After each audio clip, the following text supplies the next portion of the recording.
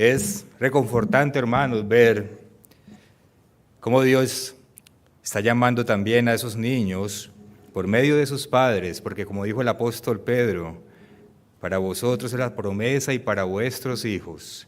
Sus hijos son santificados en el llamamiento que Dios nos hace a nosotros, y los padres pues tienen esa gran labor de lo que hemos venido hablando en estos mensajes, y vamos a seguir hablando el día de hoy con la ayuda de Él, de educar bien a nuestros hijos, porque ellos, tal vez más que a nosotros, les va a tocar dar una batalla más fuerte. Uno de los niños que estamos bendiciendo, Santiago, estamos hablando con él en estos días y nos contaba las luchas que él ya tiene que dar en su escuelita, los temas que hablan sus compañeros y lo que enseñan en su escuelita. Y él mismo decía que él podía hablar de algunos temas y me comentaba que él quería hablar de algo que estábamos hablando aquí en un mensaje, pero no de todo, porque si hablaba de todo lo aporreaban, de pronto le hacían daño. Entonces, lo que aquí estamos hablando no es literal, no es figurado, es literal. Y nuestros jóvenes deben ser bien preparados para que puedan librar bien esas batallas, y el ejemplo tiene que empezar con nosotros los mayores y con los padres. Y hermanos, para que podamos dar bien la batalla, tenemos realmente que creer quiénes somos. Esto no tiene nada que ver con el mensaje, espero no extenderme mucho, pero ¿quiénes somos nosotros? ¿Quiénes somos? ¿Qué estamos haciendo aquí? ¿Quiénes son esos niños que acabamos de bendecir? Las Escrituras nos dicen que somos dioses,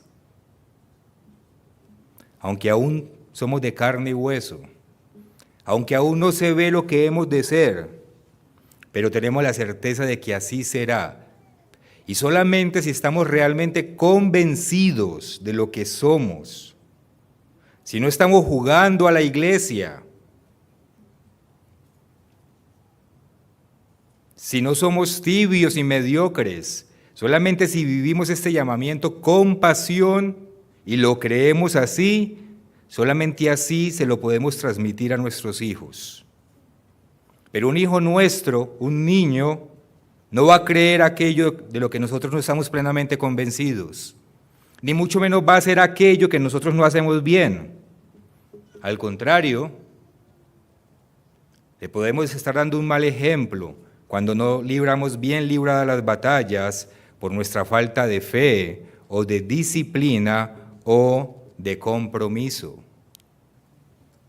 Porque, como les decía al principio, probablemente ellos van a tener que dar una batalla, probablemente no, la van a tener que dar mucho más fuerte de la que estamos dando nosotros.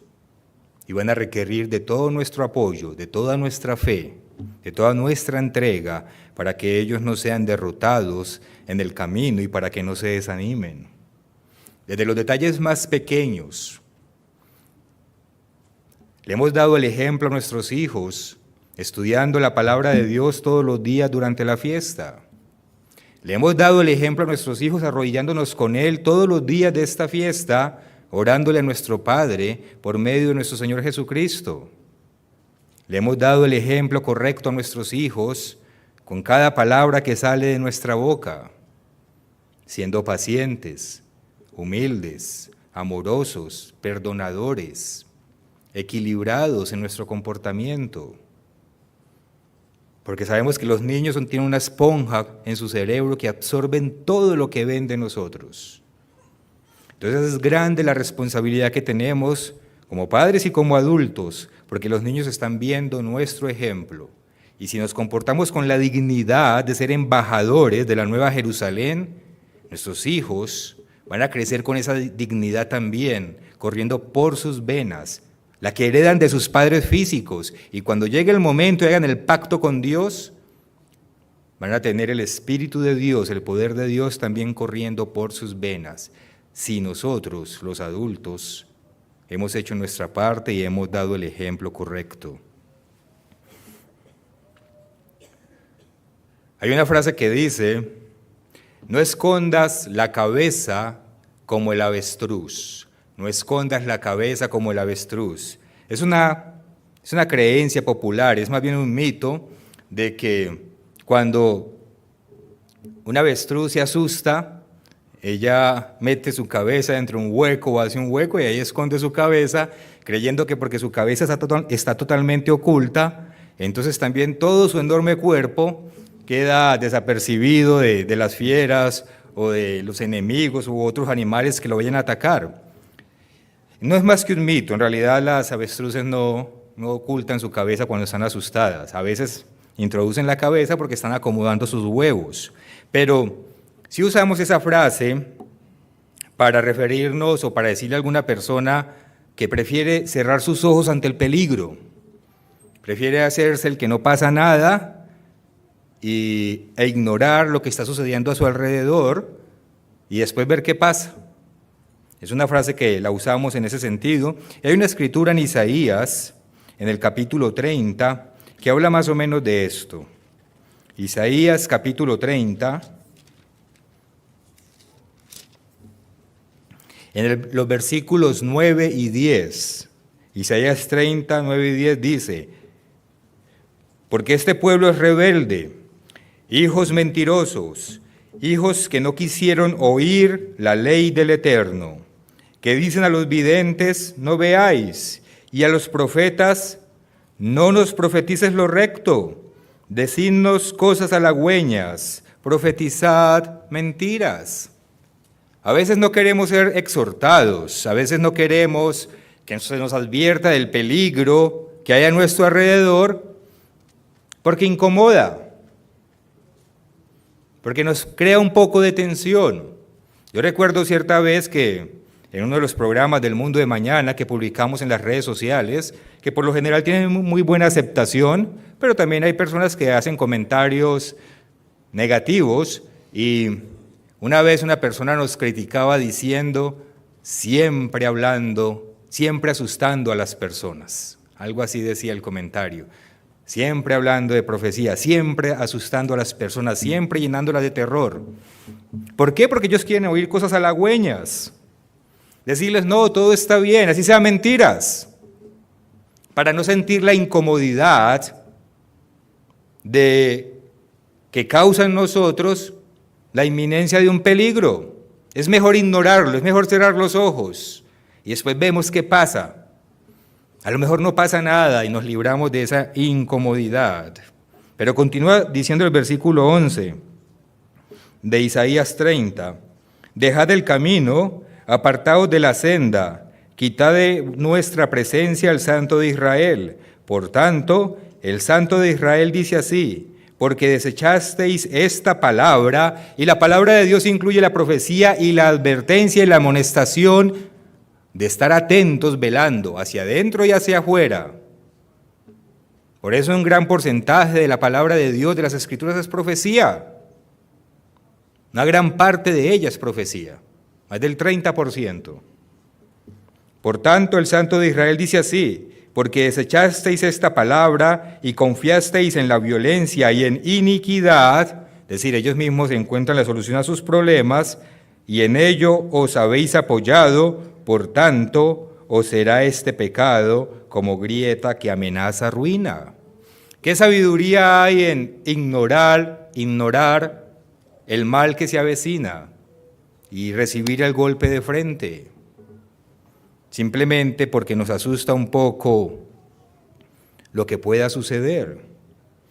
Pues si las Escrituras nos advierten que se vienen tiempos difíciles, es nuestra obligación prepararnos para esos tiempos difíciles, pero si tenemos fe, no hay de qué preocuparnos.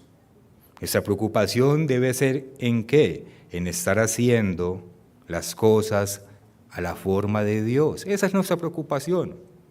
Si usted es mentiroso, si usted roba, si usted no estudia la palabra, si usted no tiene paciencia, preocúpese. Pero preocúpese por desarrollar esas actitudes que le faltan. No se preocupe por lo que va a venir, porque sabemos que Dios nos va a proteger. pero hay que estar preparados a lo que se va a venir y hay que saber enfrentar el mundo que nos rodea. Primero, como lo dice la misma Escritura, el pueblo sin profecía, ¿qué le pasa? Se desenfrena. Se desenfrena.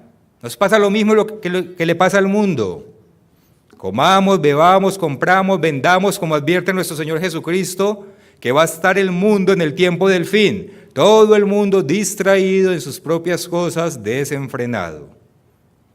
Pero hay una profecía que nos dice, cuidado, vele los tiempos, observe lo que sucede a su alrededor, mire cómo está cambiando la sociedad alrededor suyo, que no es nuestra sociedad porque nosotros somos un pueblo apartado, somos un pueblo santificado, que significa precisamente eso, apartado del mundo, especial para Dios, que no nos comportamos como el mundo se comporta y que somos capaces de detectar el engaño, la mentira, la maldad y la falsedad en el comportamiento allá afuera.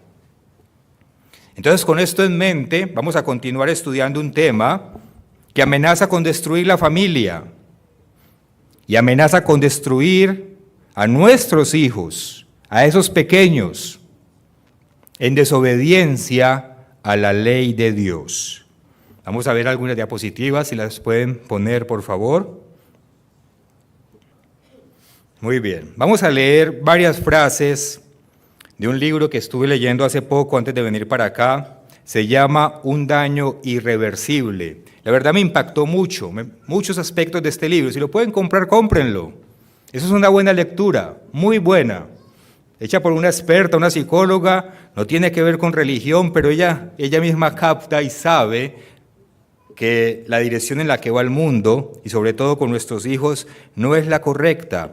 Y tiene tantas partes importantes que saqué algunas frases de algunas páginas para compartirlas con ustedes a manera de introducción. Se llama, Un daño irreversible, la locura transgénero que seduce a nuestras hijas.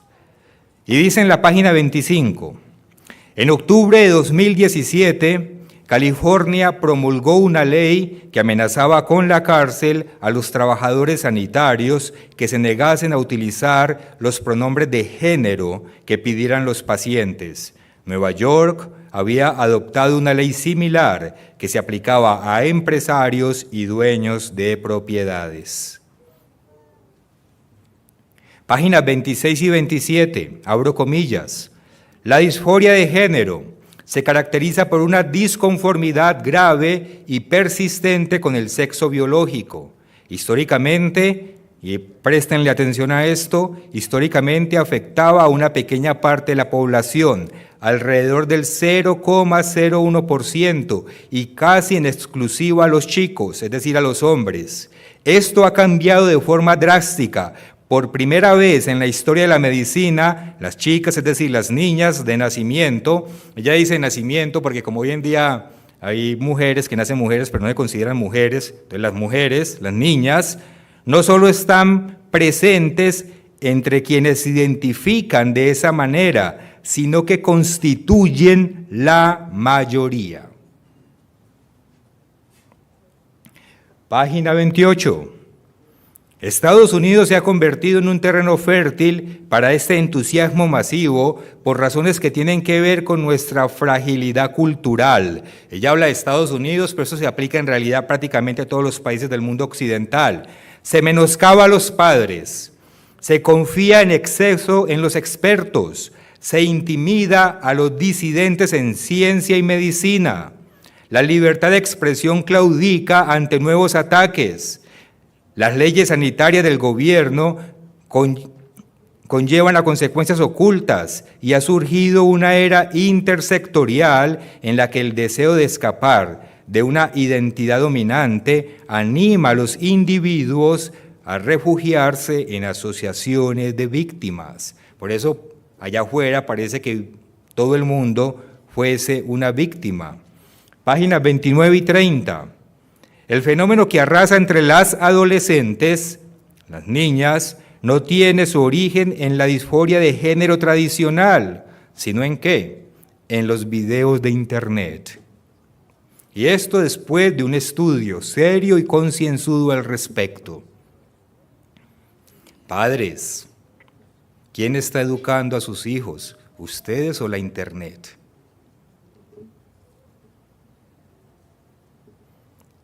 ¿Siguen pensando que esto no es para tanto? Que mañana sus hijos no les hagan con una sorpresa como ya ha pasado, porque nos hemos descuidado en este aspecto. Pensamos que es un juego y no lo es. Y después tienen un problema que ya casi no pueden resolver. Esta es la historia de la familia estadounidense y en realidad de muchos países en el mundo. Quiere hacer lo correcto, pero se encuentra en una sociedad que cada vez más considera a los padres como obstáculos, intolerantes e ingenuos. Porque recuerden que ya el papá no tiene que ser papá, tiene que ser amigo. Un papá es papá, yo lo he dicho muchas veces. El papá no es amigo, el papá es papá, que es mejor que amigo. Los amigos van y vienen, el papá es uno y la mamá es una. Y son los que mantienen a los hijos en el sendero correcto, así sea incómodo, así sea difícil, así cueste. ¿Qué es que mi hijo me va a dejar de querer? ¿Quién dijo? A mí me pegaban casi todos los días y yo amo a mi madre y se lo agradezco. Y yo sé que la mayoría aquí también. Fuimos educados por padres que nos corregían y los dejamos de amar, al contrario. Entendemos lo duro que era para ellos castigarnos, porque cómo duele corregir a un hijo.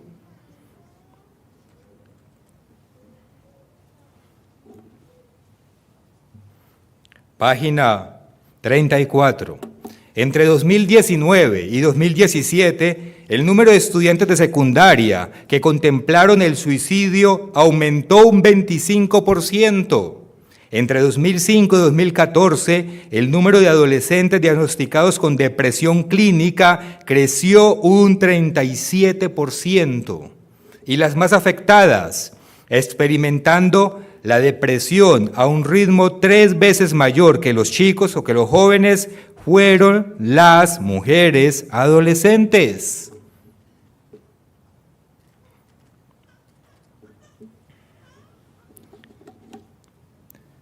Continuamos en la página 34. ¿Qué ha pasado? Preguntó a Haidt, el presentador del podcast Joe Rogan. ¿Por qué el repentino aumento de la ansiedad, la depresión y el daño autoinfligido? Las redes sociales fue la respuesta inmediata.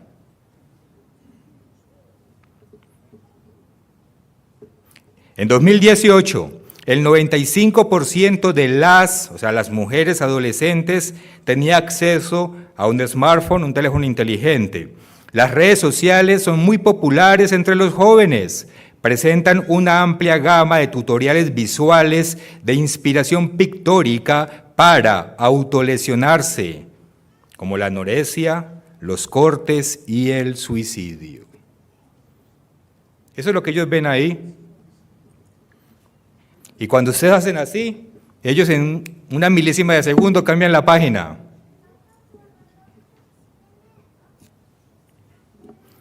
Página 106 y 107. La Unión Estadounidense por Libertades Civiles, por las Libertades Civiles, la Planned Parenthood y la Red de Educación de Gays, Lesbianas y Heterosexuales suministran los materiales de los planes de estudio. Es práctica habitual que sus miembros acudan a las escuelas para dar conferencias sobre orientación sexual y género a los estudiantes. Así es como se enseña la ideología de género en las escuelas, con los materiales, los planes de estudio, los ponentes y la formación de los maestros facilitados por los activistas de género. Así es como están adoctrinándolos.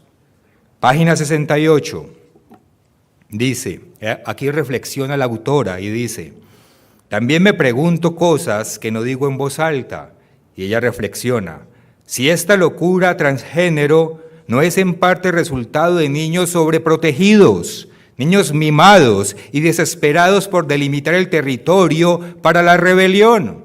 Como lo hablábamos antes, la rebelión es ya una cualidad. Si no es una coincidencia que muchos de estos, ella le llama chavales, niños, buscan refugio en una identidad minoritaria. Se quieren sentir especiales buscando grupos minoritarios.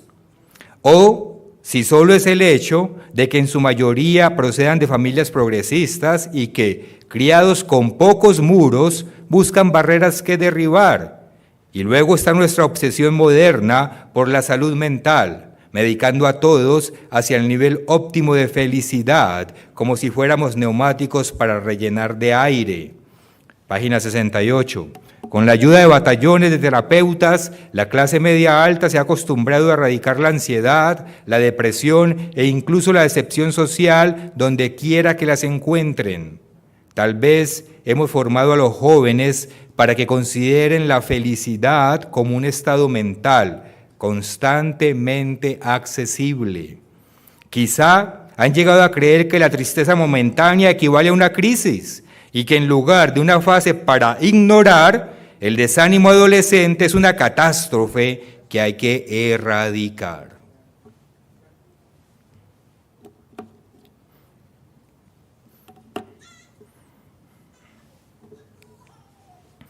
Leyes que castigan a aquellos que no usemos pronombres de género. Epidemia de contagio homosexual entre mujeres, que ya superó la de los hombres. Menosprecio y rechazo por autoridad de los padres. Intimidación a los científicos que piensen diferente. De hecho, la autora de este libro fue perseguida por escribirlo. Adicción a redes sociales de niños jóvenes y no tan jóvenes que motivan y enseñan a esos niños cómo practicar la anorexia, cómo cortarse el cuerpo o incluso cómo suicidarse. Ustedes vieron hace, no sé si se dieron cuenta, hace como 2 o 3 meses que unos padres demandaron a TikTok, esta famosa aplicación en los niños, bueno, en todo el mundo, porque ahí encontró el niño de ellos, como de 8 años, un video, un tutorial cómo suicidarse y se suicidó. Y demandaron a TikTok porque permitió esa clase de videos. La culpa es de TikTok. La culpa es de los padres. Pero como hoy en día no somos responsables de nada, sino que el otro es el culpable, allá afuera hay de todo. Allá afuera hay de todo. La culpa es de los padres. Jóvenes, adolescentes y niños súper protegidos por sus padres que se desmoronan ante el más pequeño obstáculo normal que trae la vida. Adoctrinamiento sexual en las escuelas desde la más pequeña edad. Por eso la lucha hoy en día es más intensa. Y yo sé que decir esto les puede resultar a algunos cansón o que los molesta. Pero como está escrito ahí, es nuestra responsabilidad amonestar con estas cosas. Porque como los seres humanos tenemos la tendencia a echarle la culpa al otro y al otro, el día que no hablemos de esto van a decir que es culpa de la iglesia. Es nuestra responsabilidad amonestar y tener los ojos abiertos a todo esto que está ocurriendo. Y cuando vemos todas estas cosas juntas, pareciera hoy en día que todas las relaciones de los seres humanos se estructuran sobre la sexualidad. Estamos en una sociedad hipersexualizada, como si el sexo fuese el propósito de todo y la razón para todo. Y todo esto que acabamos de ver en este libro, y lo que estudiamos en el mensaje anterior, si lo recuerdan, hace un par de días, es ya un hecho. Nuestras sociedades ya viven de esa manera. Eso ya está ocurriendo. Pero decíamos también en el mensaje anterior que todos sabemos, la temperatura del agua va subiendo, ¿no? Nos la calientan 1 grado, Hay escándalo, hay ruido, hay oposición, hasta que todo el mundo se dejó calentar. La calientan otro grado, hay escándalo, hay ruido, hasta que ya todo el mundo se acostumbra. Y así la van calentando, la van calentando. Y todo eso ya es un hecho, ya sucede en todas partes, en casi todo el mundo. ¿Y cuál es el próximo grado de la temperatura? En el que muy pronto ya veremos nuestra sociedad acostumbrada a eso. ¿Cuál es?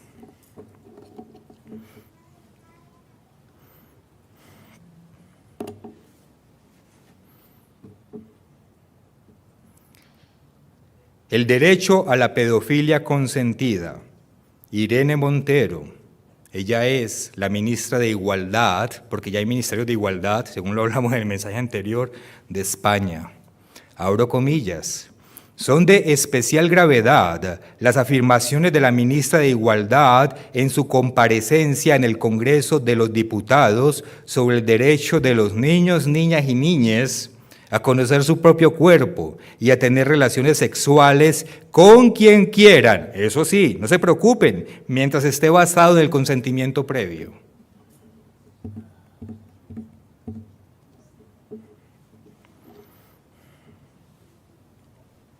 Seguimos leyendo el mismo artículo. Arriba parece que está distorsionado, pero yo les leo aquí. Dice, así, para que los niños, niñas y niñes, en la expresión literal de la ministra, puedan tomar plena conciencia de sus derechos sexuales, es preciso formarles en la materia, y así aflorecen iniciativas que secundan o promueven ese proyecto gubernamental en las escuelas, mediante talleres para educarles en la diversidad y la inclusión, para que puedan elegir el género que desean, la vestimenta y la orientación sexual. De esta forma, niños de 6, 7 y 8 años serán, entre comillas, libres por estar debidamente informados y, entre comillas, formados para dar su consentimiento para tener relaciones con adultos, por ejemplo.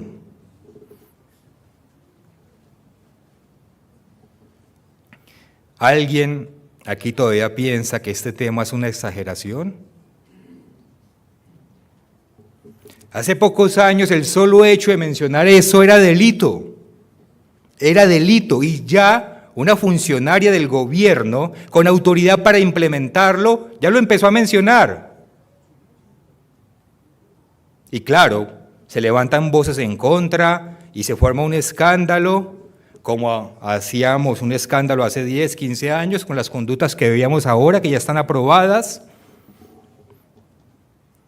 Y entonces se forman debates, y hay muchas voces que dicen que no, pero hay muchas otras que van diciendo que sí. Y después saldrá otra noticia y ya no nos parece tan extraño. Después sale otra noticia y ya no es menos extraño, y después ya así terminan aprobándolo. ¿Cuánto tiempo falta para que nos suban ese gradito de la temperatura? Y ya esto sea un hecho, como todo lo demás ya es un hecho. ¿Cuánto tiempo falta?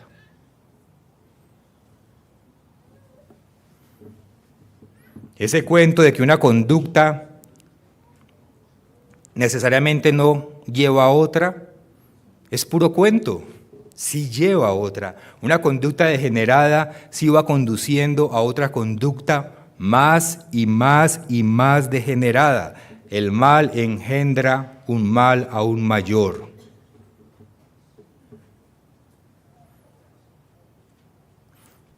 Y entonces ahora llevan a la cárcel a un maestro porque no quiere llamar hombre a una mujer.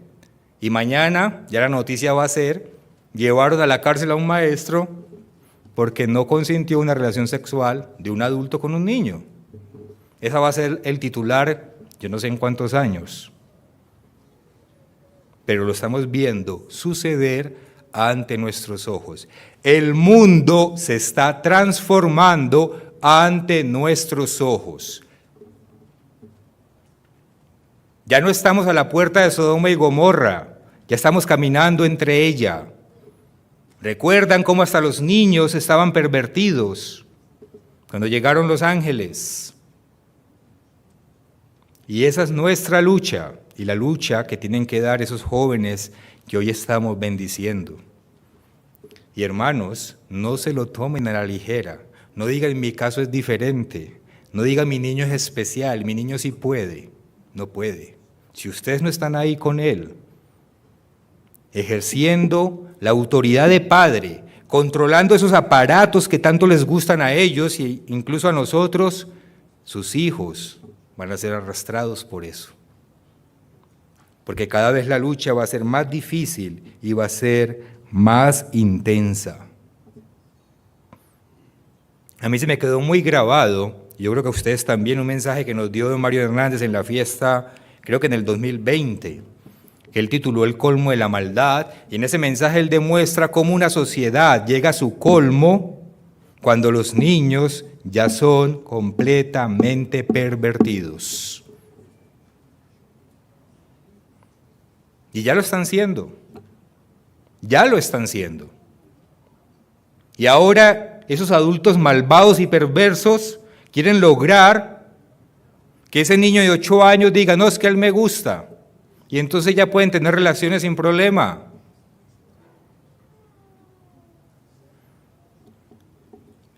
Cuando una sociedad es concebida de esta manera, obviamente no va a subsistir mucho tiempo. No va a durar.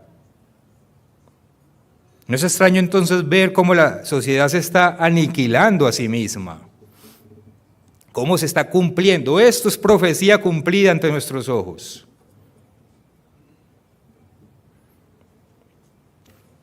Y está el contraste, bienestar, distracción, ocio.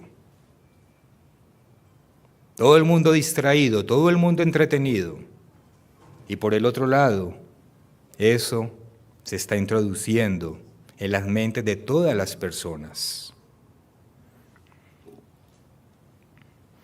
Veamos el Salmo 14.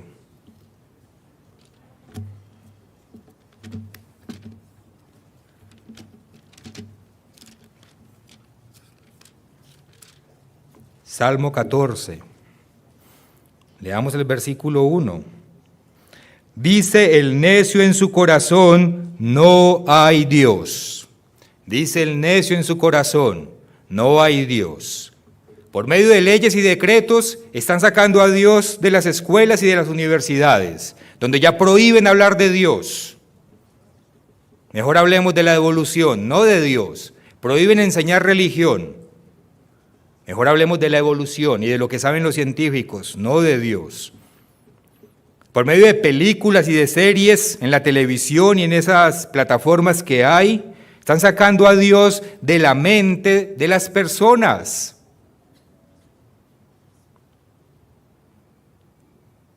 Y yo cuando estaba más joven, yo voy a confesar esto, no sé si don Mario me está escuchando, pero porque es real y yo sé que a muchos ahí sentados jóvenes les pasa. Pero yo escuchaba a don Mario hablar de las películas cuando yo también era un adolescente, y él era muy fuerte con algunas películas, y yo pensaba, no es para tanto. Y ahora, si ustedes se ponen a ver esas películas y esas series de televisión, no hay una que no tenga esa perversión dentro de ella, no la hay. Ay, entonces no es para tanto. Bueno, tranquilo que le vamos calentando el agüita. Series para niños, ya con personas del mismo sexo besándose. Normal en el mundo. Familias compuestas por 2 hombres criando un niño o por 2 mujeres. No es para tanto. Bueno, deje que su hijo lo vea. Y cuando su hijo se le pervierta, ¿qué va a hacer?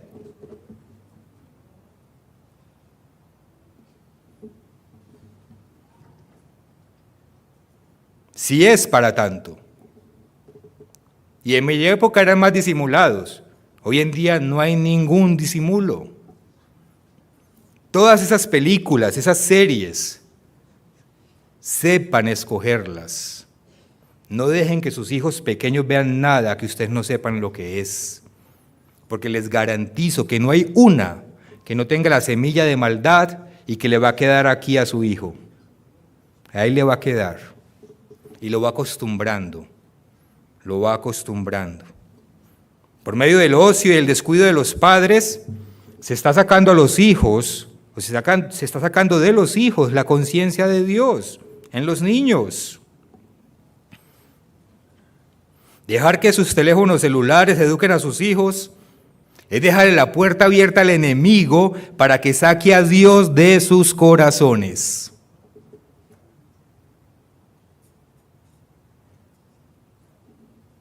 Déjenle los celulares y sus tabletas y su internet a los niños sin vigilancia. Es fácil, porque ellos se entretienen. Claro, eso es un universo para ellos. Y como papás es fácil, entonces yo me ocupo de mis cosas. Deje entonces que el enemigo eduque a sus hijos con toda esta clase de cosas. Eso es dejarle la puerta abierta al enemigo para que saque a Dios de sus corazones. Pues vamos a leer Salmos 14:1. Dice el necio en su corazón: no hay Dios, se han corrompido, hacen obras abominables, no hay quien haga el bien. El Eterno miró desde los cielos sobre los hijos de los hombres para ver si había algún entendido que buscara a Dios. Todos se desviaron, a una se han corrompido. No hay quien haga lo bueno, no hay siquiera uno. Porque la inocencia de los niños también está siendo corrompida. Y nosotros nos dejamos que nos calentaran el agua. Porque es fácil, porque es menos esforzado. Versículo 4. No tienen discernimiento todos los que hacen iniquidad. Todo está corrompido. Todo se ha corrompido de forma casi inexplicable. Y uno no entiende cómo todo lo que era bueno, todo lo que era provechoso, fue removido para darle lugar a todo lo que es malo, perverso y destructor. Y empieza diciendo el versículo 4, no tienen discernimiento. ¿Discernimiento de qué? No hay discernimiento de lo que es bueno y lo que es malo. No lo hay. Afuera se perdió totalmente.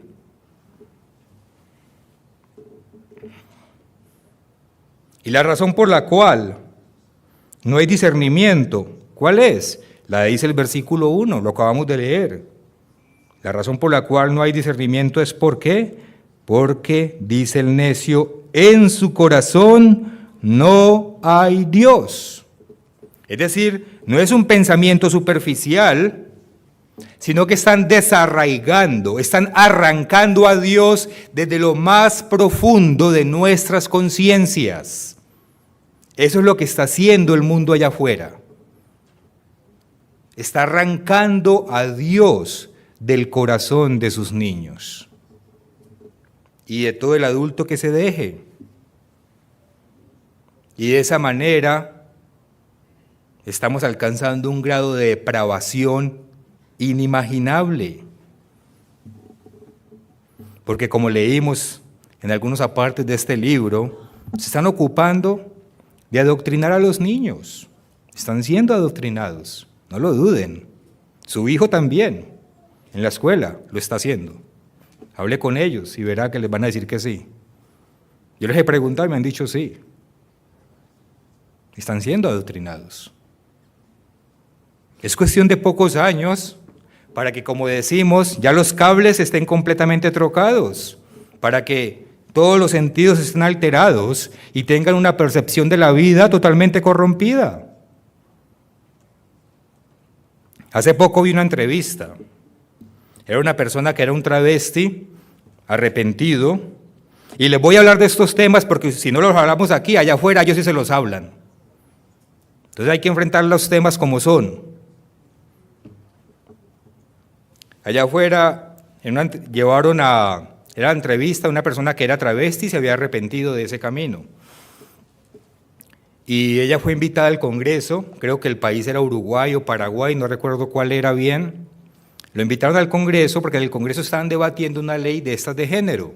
Entonces querían estudiar que los congresistas se reúnen y a veces llevan personas y expertos para que den testimonios, y esta persona fue invitada a dar el testimonio de que era un travesti que se había arrepentido.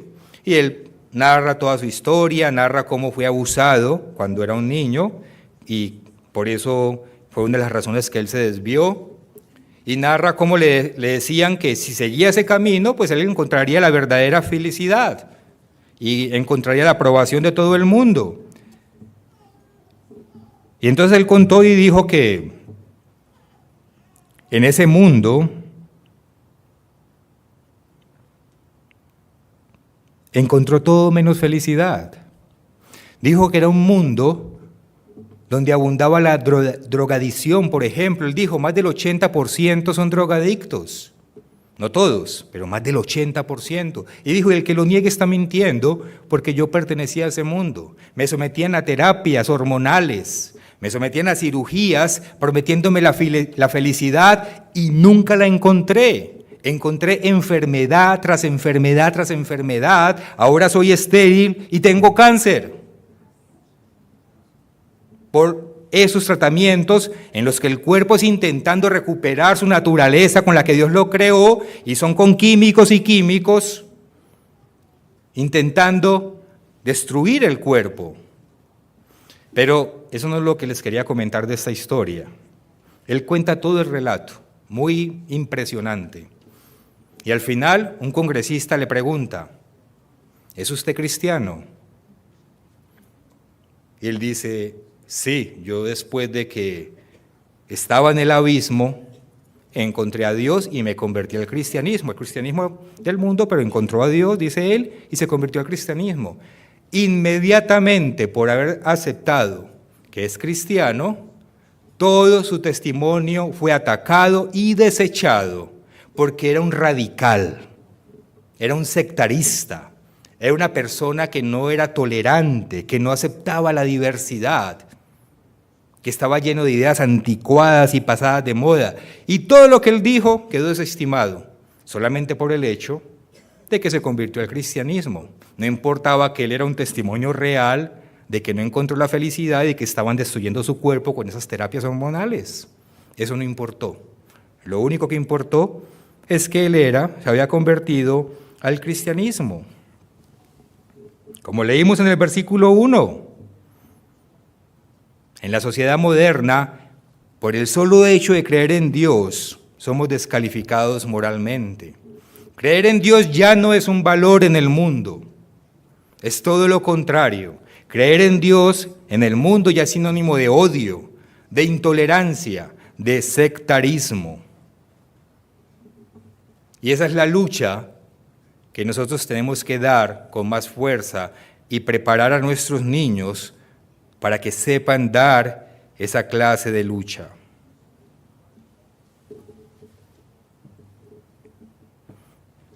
Esa es la causa del futuro caótico que nos espera, ese futuro caótico y destructivo, porque la humanidad está borrando a Dios de la conciencia de todos los seres, empezando por los niños.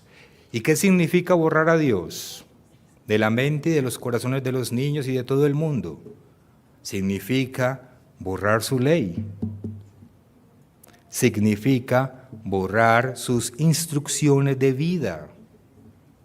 Al borrar a Dios del panorama, todas las leyes que Dios nos da, que nos dicen qué es bueno y qué es malo, pues automáticamente también desaparecen. Y en ese momento, sin leyes, sin Dios, es cuando la humanidad pulsa el botón rojo de su autodestrucción. Y ahí entramos nosotros, el pueblo santo, el pueblo diferente, el pueblo que se opone a la corriente de este mundo. Ahí entramos nosotros, el único pueblo que sabe que la ley de Dios es vida y que la desobediencia a la ley de Dios es muerte.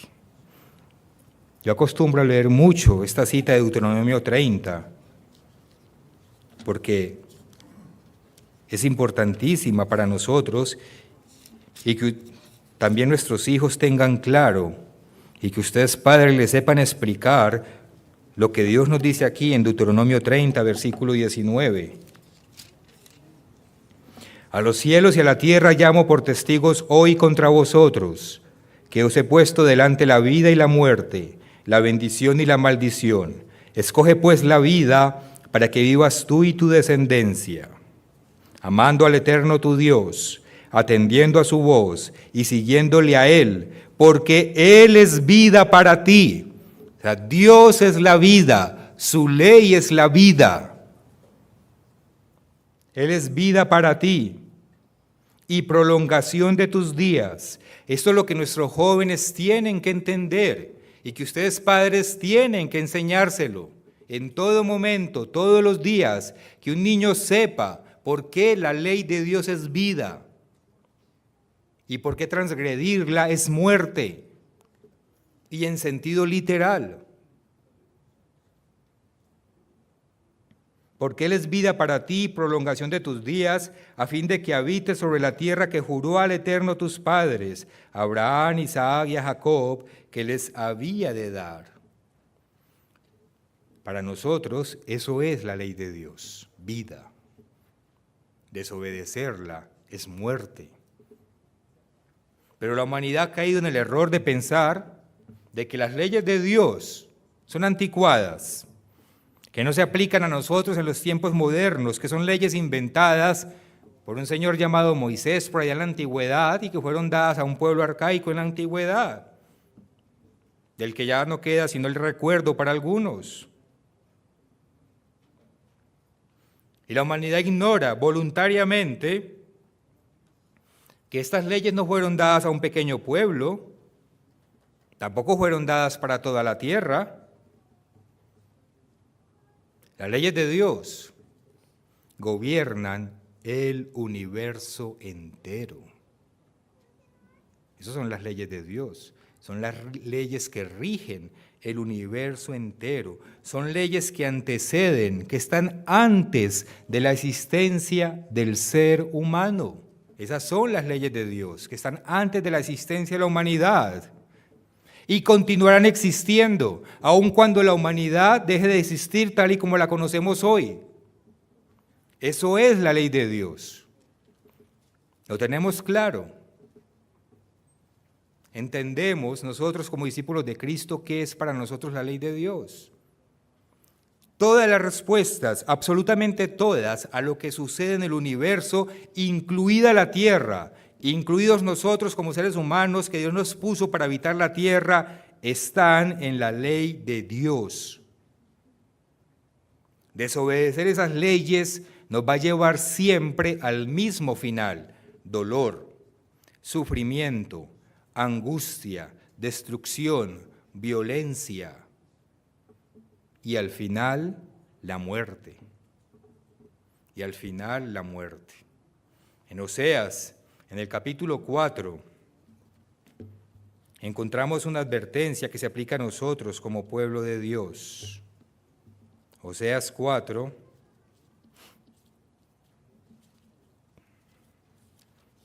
y vamos al versículo 6. Oseas capítulo 4, versículo 6. Mi pueblo fue destruido porque le faltó conocimiento. ¿Conocimiento de qué? De las Escrituras, de la ley de Dios.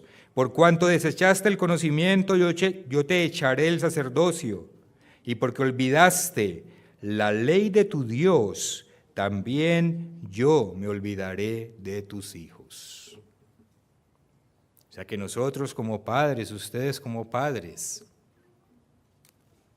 si quieren que Dios mantenga la bendición sobre ellos, enséñenle la ley de Dios. Que los niños capten la verdadera dimensión de la ley. Que los niños capten por qué la ley de Dios es vida y desobedecerla es muerte, es dolor, es destrucción.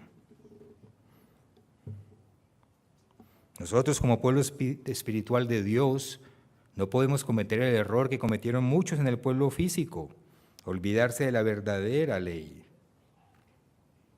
Porque nosotros, ¿quiénes somos? La pregunta del principio. Somos el remanente de Dios. Somos el pueblo escogido. Somos un pueblo conformado por reyes y sacerdotes. Somos dioses en potencia. Entonces nosotros, si vivimos conforme a esa ley y se la transmitimos a nuestros hijos, luchando en contra de la corriente del mundo, y nos levantamos en contra de esos comportamientos, con fuerza, con firmeza, no escondiendo la cabeza como el avestruz, y diciendo, no, mi hijo va a ser diferente, yo sé que va a ser diferente, sin hacer nada al respecto. Es levantando la cabeza, viendo qué está pasando y prepararnos para enfrentarlo en obediencia a la ley de Dios. Así a muchos no les guste, así estorbemos a muchos.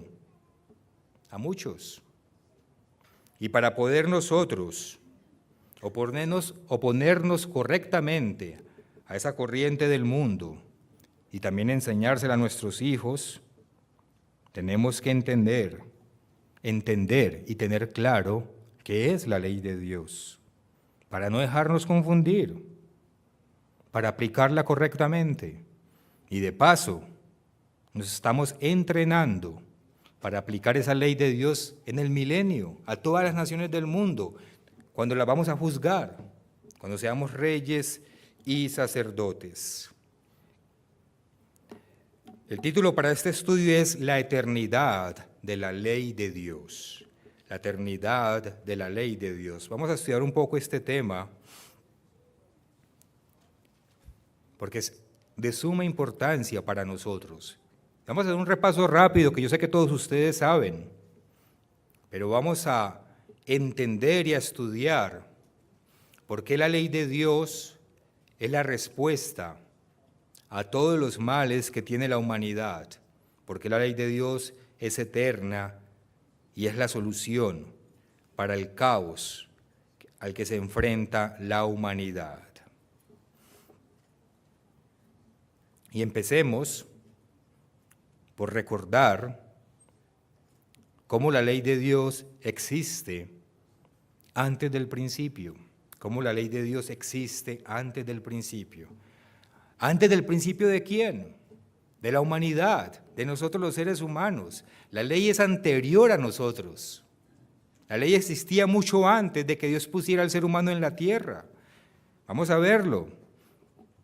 Todos nosotros sabemos que la transgresión de la ley es pecado. Eso está en Primera de Juan, en el capítulo 3, ahí lo tienen en sus pantallas, en Primera de Juan, en el capítulo 3 y versículo 4, que dice: todo el que comete pecado infringe también la ley, pues el pecado es infracción de la ley.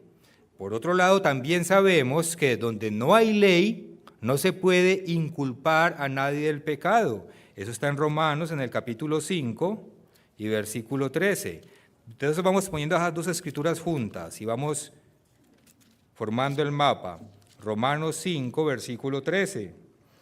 Dice, pues antes de la ley había pecado en el mundo, pero donde no hay ley, no se inculpa de pecado. Entonces, si no hay ley, si pecado es transgresión de la ley, y si no hay ley, pues no se puede inculpar a nadie de pecado, porque la ley no lo estaría para mostrarlo.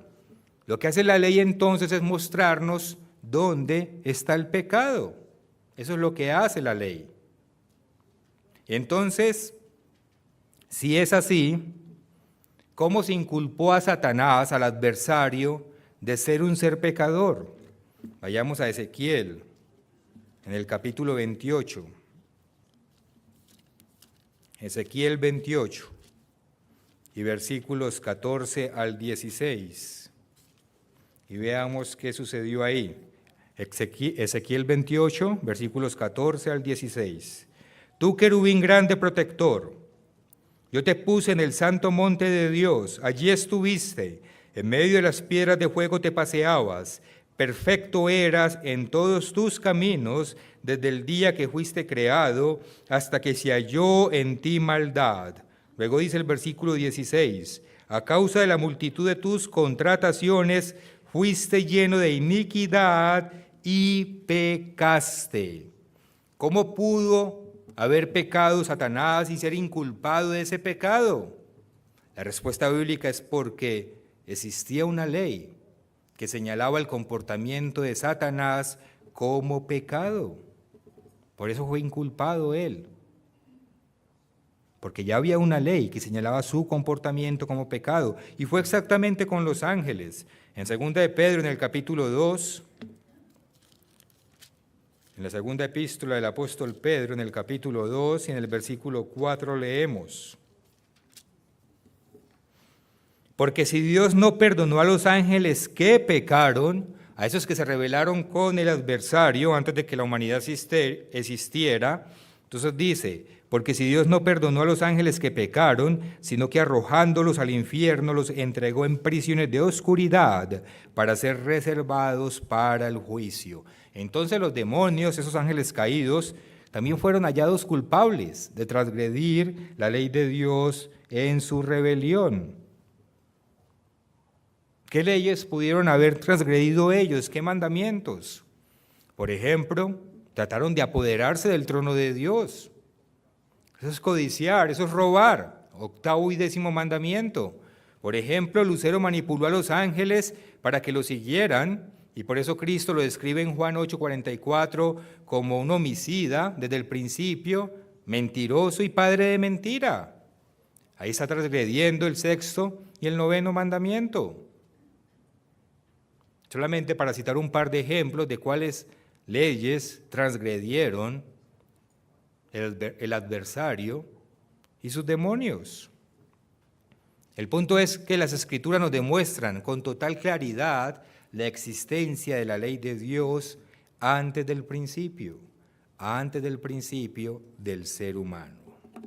Ahora, continuemos con la existencia de la ley antes del pueblo de Israel, porque hay quienes argumentan de que la ley fue creada solamente para los israelitas y que nosotros entonces no estamos obligados a cumplirla, ignorando que las Escrituras demuestran que la ley existía mucho antes también de que existiera el pueblo de Israel. Algunos ejemplos. Abraham conocía la ley del diezmo. Ustedes lo pueden leer en Génesis 14, 18 al 20. Y Abraham fue muy anterior a la existencia del pueblo de Israel como tal. José sabía que el adulterio era pecado, en Génesis 39, 7 al 9. Los pueblos de Egipto y de Gerar sabían que el adulterio era pecado. Está en Génesis 12, 10. Y Dios santificó el sábado, ¿desde qué momento? Desde el momento de la recreación de la tierra. En Génesis 2, 1 al 3, ustedes lo pueden leer. Desde ese momento se santificó el sábado, el 4º mandamiento. Solamente 4 ejemplos bíblicos que demuestran la existencia de la ley antes de que existieran los israelitas, que es un argumento común allá afuera, que a veces nos quieren esbozar a nosotros diciéndonos que somos legalistas y que estamos siguiendo una ley que solamente es para los judíos. Para los judíos, primero existía antes de que existiera el ser humano, y segundo existía antes de que existieran el pueblo de Israel como tal. ¿Por qué la ley no es una maldición? Que es otro argumento que usan para acabar con la ley de Dios o para intentar acabarla. Hay una escritura que el mundo malinterpreta mucho. Está en Gálatas, en el capítulo 3 y versículo 10. Esto es solamente un panorama amplio para que nosotros y nuestros niños tengamos en cuenta la profundidad de la ley de Dios y no caigamos en engaños allá afuera.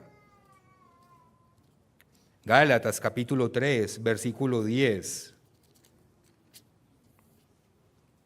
Porque todos los que dependen de las obras de la ley están bajo maldición, pues escrito está: maldito todo aquel que no permaneciere en todas las cosas escritas en el libro de la ley para hacerla. Con base a esa escritura, muchos dicen que si obedecemos la ley es porque estamos bajo las obras de la ley y por lo tanto estamos bajo maldición. Hay que empezar por entender a qué se refiere la expresión obras de la ley. Ustedes saben que gracias a esos rollos que se descubrieron en el Mar Muerto, se ha podido determinar con más claridad que la expresión obra de la ley era una expresión empleada por la comunidad judía del primer siglo para referirse a los esfuerzos humanos realizados con el fin de quedar bien ante Dios. A menudo esos esfuerzos humanos se referían a esos rituales que practicaban los judíos y que Cristo tanto criticó, sobre todo los fariseos. Se apegaban mucho a esos rituales, pensando que mediante los rituales agradaban a Dios. Una doctrina falsa que está impregnada en casi todo el mundo judío y que a veces en la iglesia de Dios también nos dejamos tentar. Es fácil caer en el ritualismo y pensando que somos más santos porque seguimos algunos rituales que no están en la ley, que son inventados por los judíos, queriendo interpretar la ley a su manera, y que por eso Cristo los criticó tan duro, y les decía que imponían cargas que ni siquiera ellos mismos eran capaces de llevar, afectando la conciencia de las personas. Lavamiento de manos, de jarros. A veces por ahí se pone de moda que la mujer tiene que ponerse el velo para orar, porque si no su oración no es escuchada. ¿En dónde en la ley de Dios está eso? Eso sí se menciona, pero Pablo dice claramente que el velo, el cabello es el velo de la mujer. Y a veces se ponen de moda nombres hebreos, el uso del velo y otras costumbres hebreas que son ritualismos, que son esas obras a las que se refiere aquí, pensando que por hacer esos ritualismos somos más santos y dejamos de cumplir el verdadero significado de la ley de Dios. No se dejen contaminar con esas cosas. No se dejen contaminar con esas cosas, pero no me quiero desviar del tema. Entonces, ¿a qué se refiere obras de la ley? A esos rituales realizados por los judíos, especialmente por los fariseos, con el propósito de agradar más a Dios o de ser más santos por medio de ritualismos. ¿Quiere decir entonces que depender de las obras de la ley es estar bajo maldición? La respuesta que está aquí mismo en Gálatas, en el capítulo 2, versículo 16. Gálatas 2:16 dice, sabiendo que el hombre no es justificado por las obras de la ley, sino por la fe de Jesucristo. El hombre no es justificado por las obras de la ley, sino por la fe de Jesucristo. Todos somos culpables de transgredir la ley de Dios. Y el que diga que no ha transgredido la ley de Dios, como dice la Escritura, es mentiroso, porque todos somos culpables de haber pecado. Entonces, ¿cuál es la maldición? La maldición es transgredir la ley de Dios, no la ley en sí misma. ¿Cuál es la paga del pecado? La muerte. ¿Y qué es la muerte? La mayor maldición de todas. La maldición es transgredir la ley de Dios, y ahí es cuando entra la justificación por medio de Jesucristo, que en su muerte pagó por nuestros pecados y somos justificados. Luego las obras no nos justifican, es imposible. El único que nos justifica es Cristo mediante su muerte. Hay que tener eso claro, y yo espero que la mayoría aquí o que todos ya lo entiendan. Ninguno somos capaces de encontrar la perfección mediante las obras. El único que fue capaz fue Cristo. Por eso lo necesitamos. Y por eso mediante Él somos justificados. Entonces, esa maldición es transgredir la ley de Dios, no la ley de Dios en sí mismo. Ningún rito que hagamos, por más sacrificado que sea ese rito, nos va a justificar, porque la justificación viene por medio de la muerte de nuestro Señor Jesucristo. Pero la ley es santa, es justa, es perfecta, es buena. El mismo apóstol Pablo, que escribió esto, lo dice en Romanos 7, que es una escritura que parece que se le olvida a algunos, que dicen que la ley es una maldición. Romanos 7, versículo 12. De manera que la ley a la verdad es santa, y el mandamiento santo, justo y bueno. Entonces, ¿se contradice el apóstol Pablo? No, él no se está contradiciendo. Pasa que, como está escrito también por Pedro, los indoctos tuercen sus escrituras para apartarnos de la verdad que está en su palabra. Versículo 14. Porque sabemos que la ley es espiritual. Así que la afirmación de que el apóstol Pablo dice que la ley es una maldición es falsa. Pero ya sabemos, la ley es santa, justa, perfecta y buena. La ley existía antes de que existiera el ser humano y también existía antes de que existiera el pueblo de Israel. ¿Por qué? Porque la ley abarca la humanidad entera.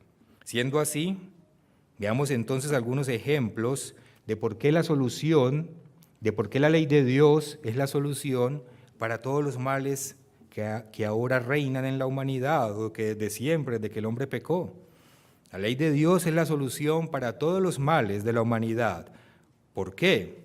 Primero, porque la ley de Dios nos da un propósito para la vida. La ley de Dios nos da un propósito para nuestra existencia. ¿Por qué los jóvenes están perdiendo todo sentido de pertenencia? ¿Por qué los jóvenes, en una época donde hay más abundancia que nunca antes en la historia, están deprimidos? ¿Por qué se hacen daño a sí mismos? ¿Por qué se suicidan ahora más que nunca? ¿Por qué? ¿Por qué los jóvenes perdieron todo respeto?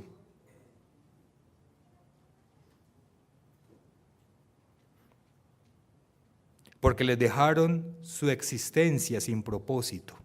Esa es la respuesta. Les dejaron su existencia sin propósito. Eliminar la ley de Dios equivale a decirle a los jóvenes: ustedes son un accidente de la naturaleza. Ustedes están aquí sin ningún propósito y sin ninguna razón. Hagan lo que hagan o lo que dejen de hacer, todo va a ser igual, porque todos van a terminar en el mismo lugar y simplemente van a pasar al olvido.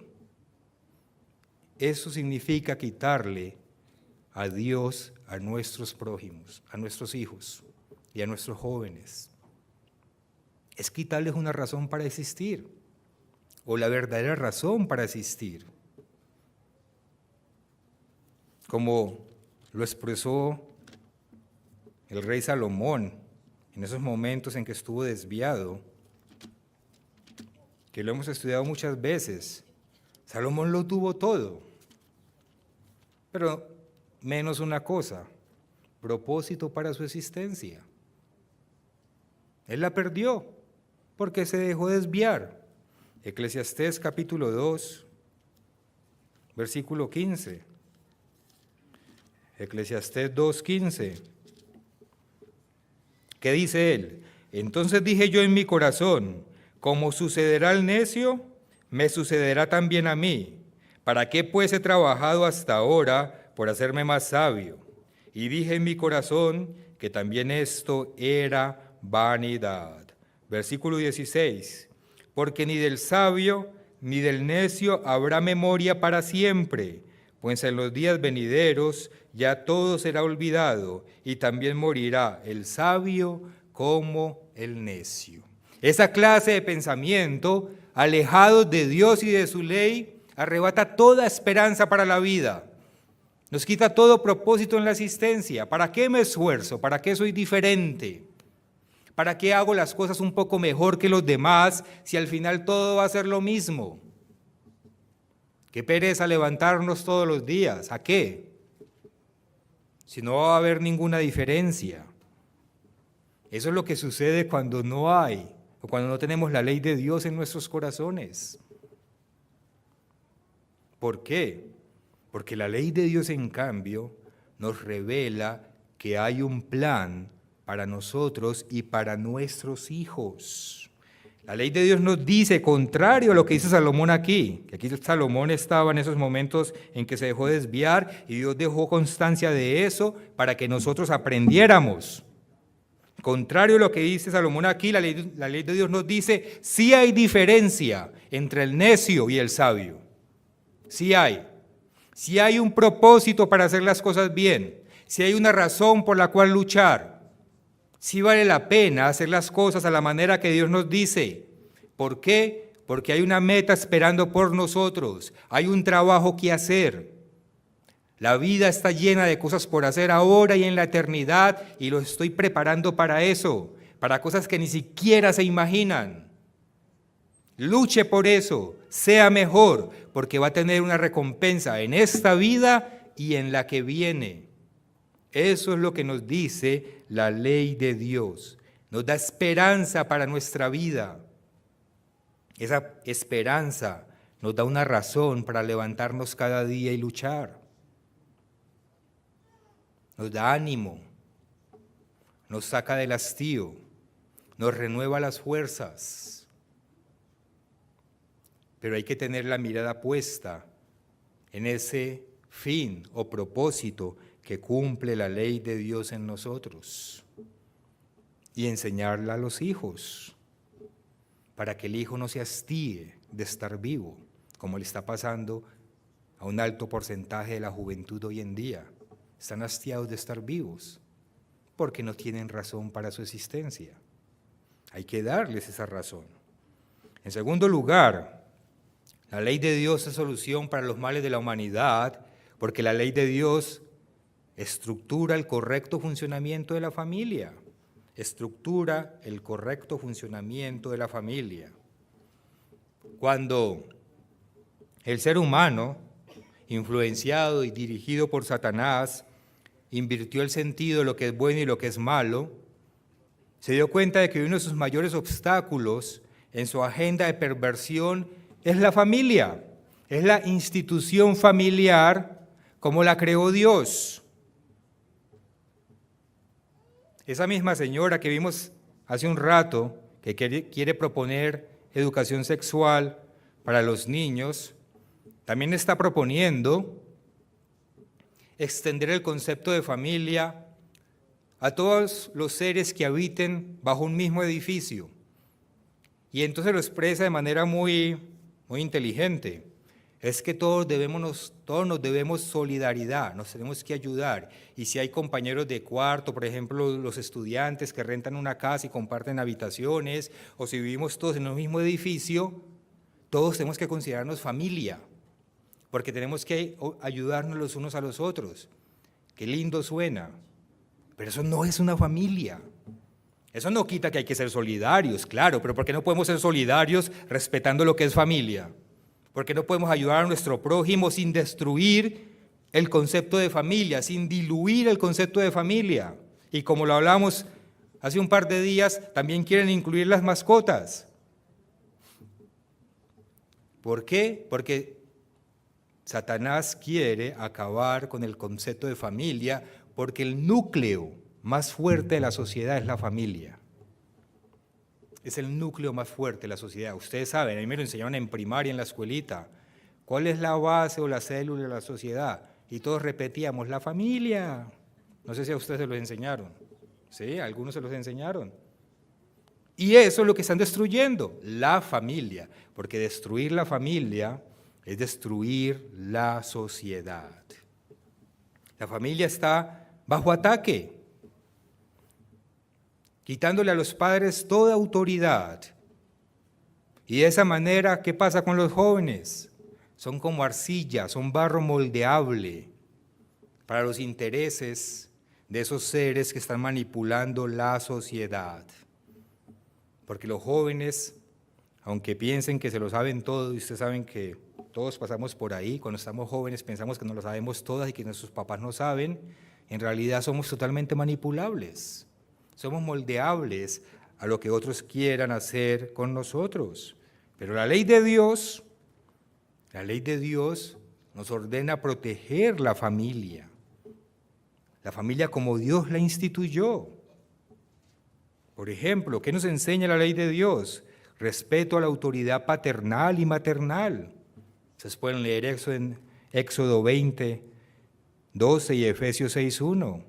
¿Qué nos enseña la ley de Dios? Fidelidad matrimonial. Eso es protección a la familia. Le dice al esposo y a la esposa, ustedes están comprometidos para siempre y se deben exclusividad el uno al otro. Éxodo 20, 14, 1 Timoteo 3, 2 y 12. También nos enseña la estabilidad matrimonial en Mateo 19. La ley de Dios nos enseña una sexualidad decorosa, como está en Levítico 18. Todo eso es protección a la familia. La ley de Dios nos enseña una educación moral a los hijos. Eso está en Deuteronomio 6, ustedes conocen muy bien la escritora, empezando el versículo 1 al 9. La ley de Dios nos enseña corrección real a los hijos, una corrección real.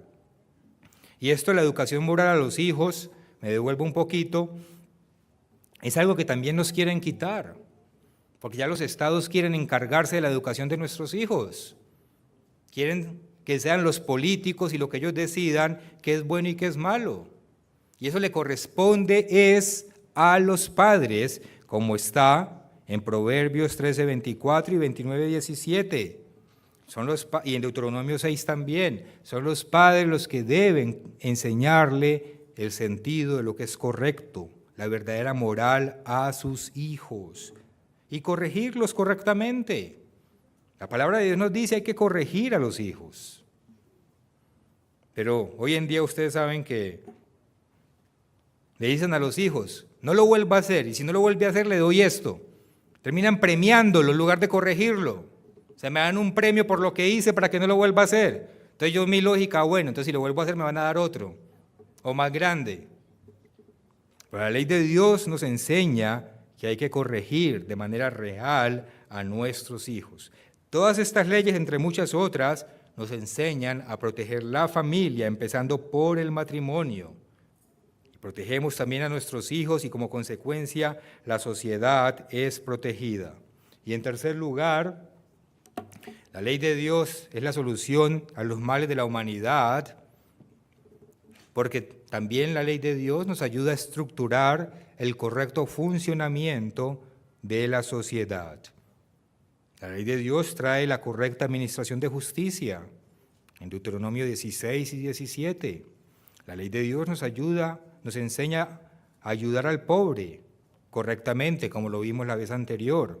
La ley de Dios nos enseña a respetar la propiedad privada, también lo vimos en el mensaje anterior.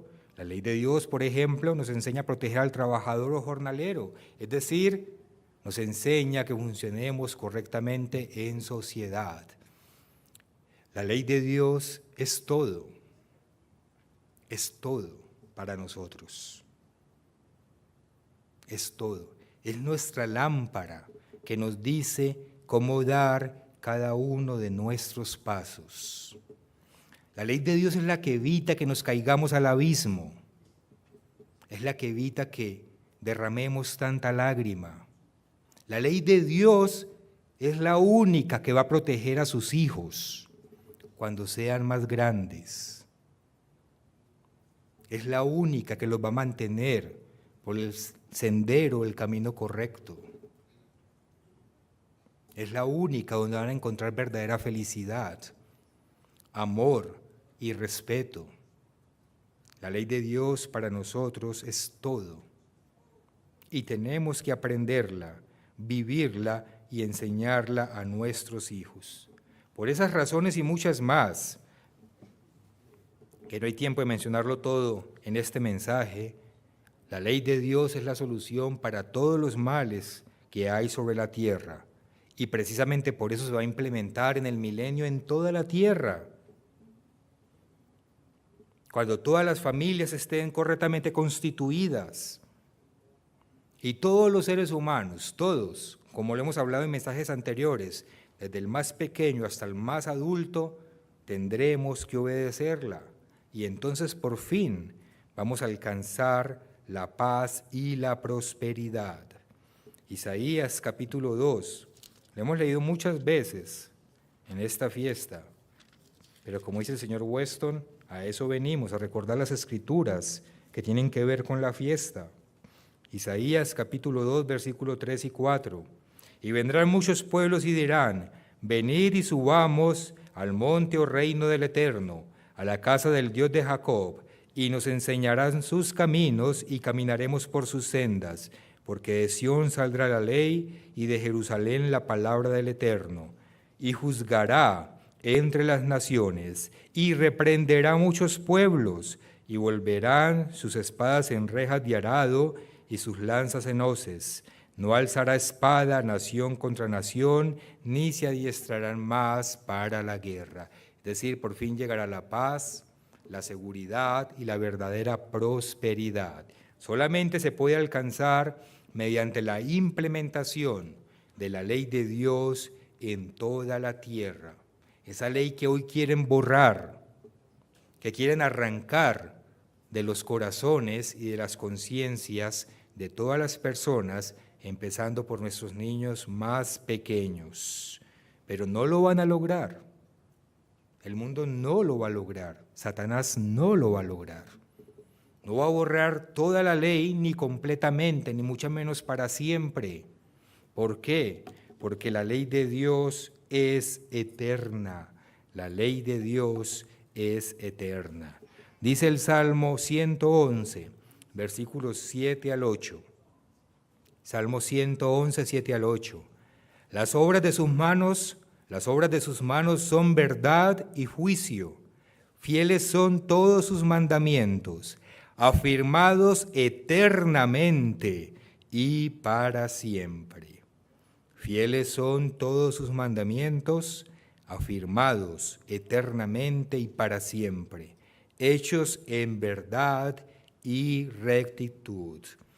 En un mundo cambiante, que se sumerge cada vez más y más y más en la depravación, nosotros, el pueblo de Dios, debemos tener la visión clara. El panorama frente a nosotros debe ser claro, preciso, sin duda.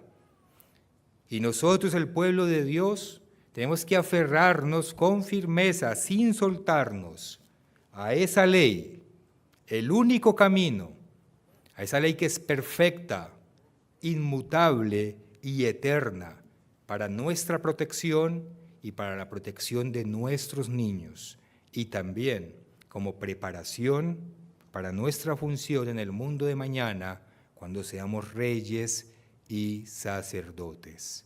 Hermanos, cuando nos levantemos de aquí, no nos olvidemos de estas palabras. No lo echen a menos. Aquellos que tienen hijos, cuiden a sus hijos. El mundo los está devorando. Y al padre o a la madre que sea descuidado, negligente o perezoso, el mundo le va a devorar a su hijo. Porque allá afuera están todos listos a atacarnos y hay toda una agenda en marcha para acabar con esta ley de Dios, que es nuestro propósito de vida.